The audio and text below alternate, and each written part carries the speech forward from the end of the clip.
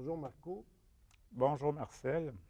Alors, on est ici aujourd'hui pour parler d'un ouvrage publié aux éditions Somme Toute et à la Cinémathèque québécoise qui s'appelle XPQ, qui porte donc sur le cinéma expérimental au Québec.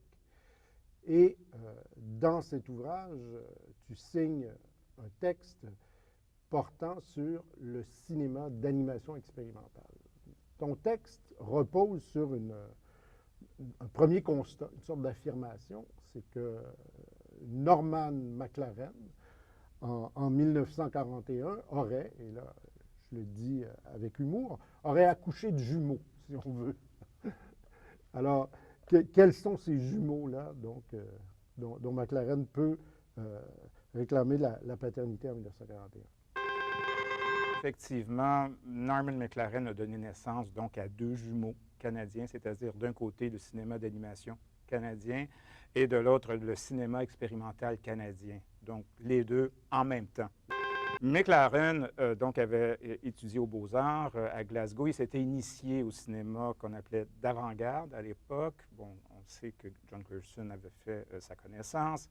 McLaren est allé donc travailler General Post Office Unit à Londres. Il a rencontré Len Lye. Alors, naturellement, chez McLaren, le cinéma d'animation, sans caméra, gravé au pain sur pellicule, et le cinéma expérimental allaient de pair.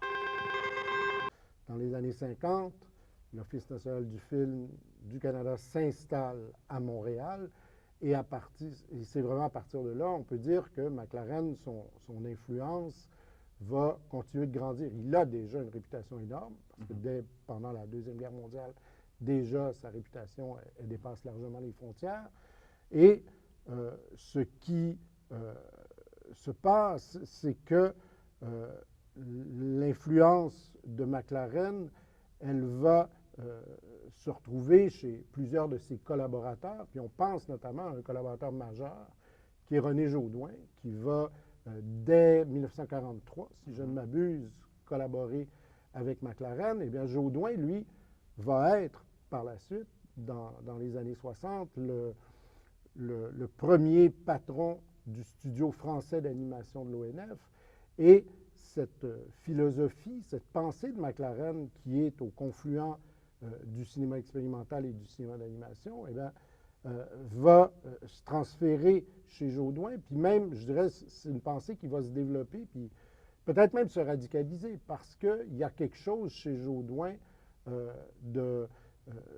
peut-être de moins classique que chez McLaren, même dans son approche.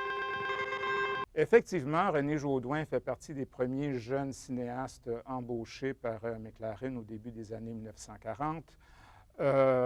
Jaudoin se mérite avec raison donc la confiance de Norman McLaren et dans les années 60, René Jaudoin donc devient le fondateur de l'animation française, de l'Office national du film du Canada, et mène en parallèle donc une carrière. Il n'a pas fait beaucoup de films, René Jaudoin, mais une carrière de cinéaste ayant signé des films géométriques abstraits à caractère expérimental. Jaudoin a été marqué donc par la pensée de McLaren, à savoir qu'un artiste est aussi un inventeur. Il n'y a pas de technique ou de manière préexistante quand on s'apprête à faire un film.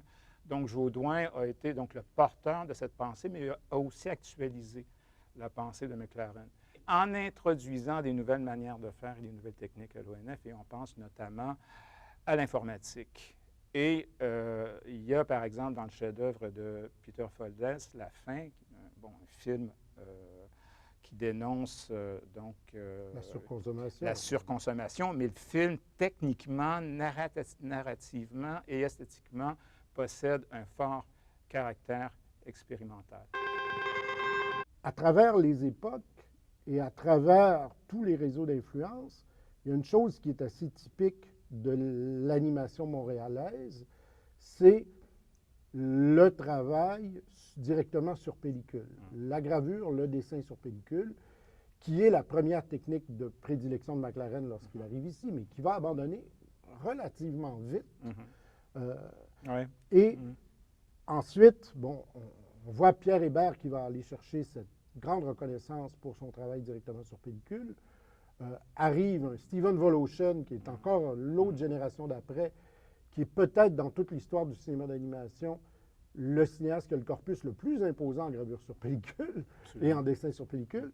Et quantité d'autres cinéastes, là je pense à Guillaume Vallée, Alexandre Roy, Carl Lemieux, qui vont toucher à ça plus récemment, là, au 21e siècle en fait. Alors, comment ça s'explique ça, selon toi, le fait que Montréal, c'est un peu la capitale mondiale de l'animation sans caméra? Il est assez amusant de voir que cette technique a traversé l'histoire. Elle n'a jamais, jamais, jamais été abandonnée ici.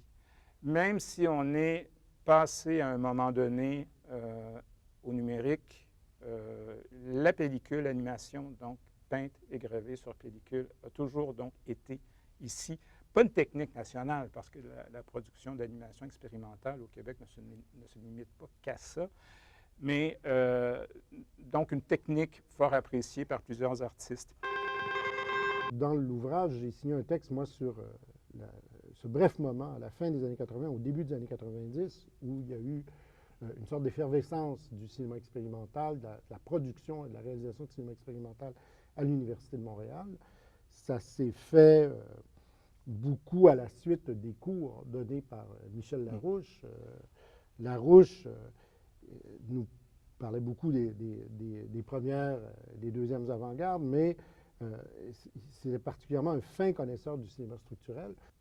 On voit à quel point ces cinéastes, les Michel Degagné, Michel Gélina, Édith Labbé, qui sortent de l'Université de Montréal, qui ont une bonne connaissance du film structurel de Stan Brakhage, mais ils ont aussi intégré l'idée que ces techniques d'animation, elles appartiennent à l'univers du cinéma expérimental. Puis dans leurs films, il y a des moments furtifs, fugitifs, ou des interventions gravées sur pellicule ou dessinées sur pellicule.